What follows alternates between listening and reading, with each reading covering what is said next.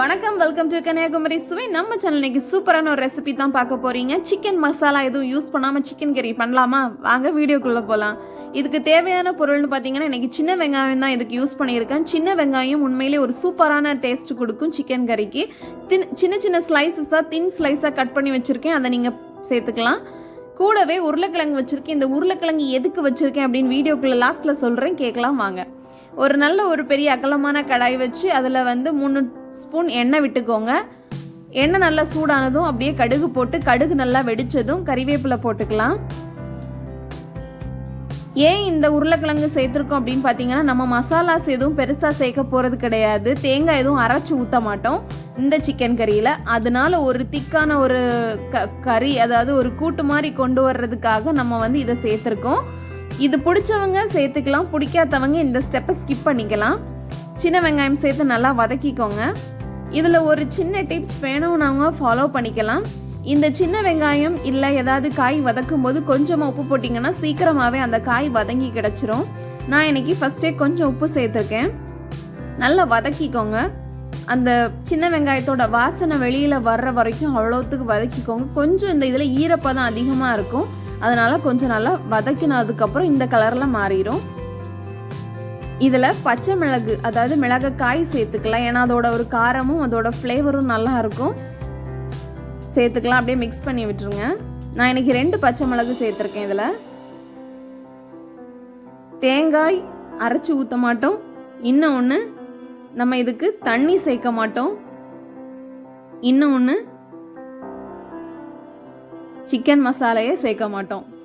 சூப்பராகவே இருக்கும் பாருங்கள். இஞ்சி பூண்டு பேஸ்ட் போட்டு நல்லா வதக்கிக்கோங்க. வதக்குனதுக்கப்புறம் ரொம்ப கேர்ஃபுல்லாக இருக்க வேண்டியது, அடி பிடிக்க ஆரம்பிச்சிடும். அதனால் கைவிடாமல் கிளறிட்டே இருக்கணும்.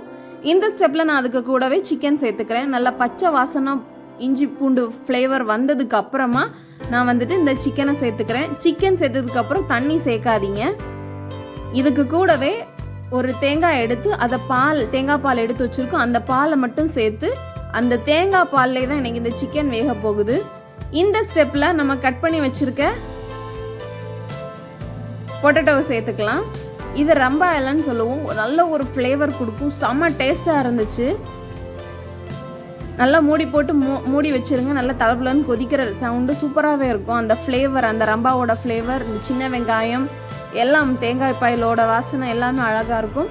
பக்கத்துலேயே ஒரு சின்ன கடாய் வச்சு அதில் 2 ஸ்பூன் தேங்காய் எண்ணெய் விட்டுக்கோங்க.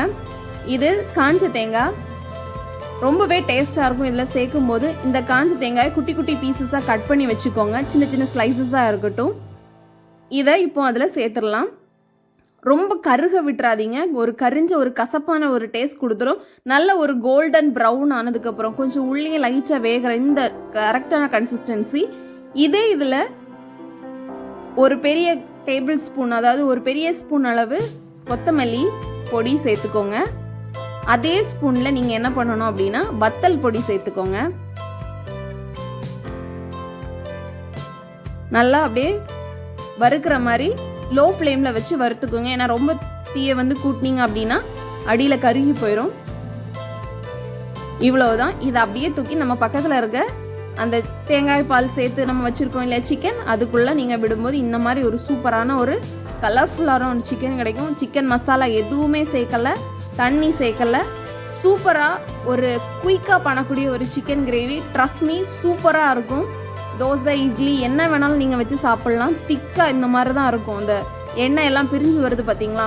சூப்பராகவே டேஸ்ட்டாக இருக்கும். ட்ரை பண்ணி பாருங்கள். கமெண்ட் பாக்ஸில் கமெண்ட் பண்ணுங்கள். நீங்கள் எந்த ஊர்லேருந்து பார்த்துட்ருக்கீங்க அப்படின்னு என்கிட்ட கமெண்ட் பண்ண மறக்காதீங்க. பிடிச்சிருந்தா சப்ஸ்கிரைப் பண்ணி சப்போர்ட் பண்ணுங்கள். இன்னொரு வீடியோவில் சந்திக்கிறேன். டாட்டா, பாய்.